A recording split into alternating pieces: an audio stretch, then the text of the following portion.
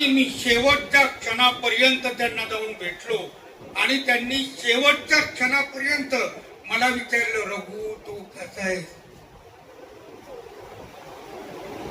अगदी शेवट एकदमच थोडी स्मृती हे झाली होती.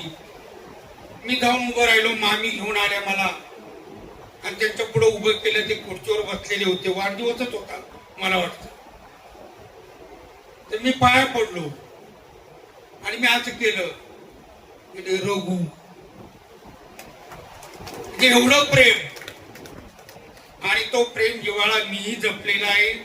या बेनके कुटुंबाच्या पूर्ण निगडीत मी आहे. त्यांचं कार्य पाहून खूप आनंद वाटतो. आम्हा लोककलावंतांना आश्रय दिला असेल तर बेनके साहेबांनी, नाही तर तमाशा पंढरी तेव्हाच उद्ध्वस्त झाले असते, जेव्हा आम्हाला जागाच नव्हती नारायणगाव. पण बेनके साहेबांनी त्यांची जागा दिली आणि जवळजवळ 20 वर्ष आमची तमाशा मंडळ पंढरी त्या बेनके साहेबांच्या जागेत राहिली.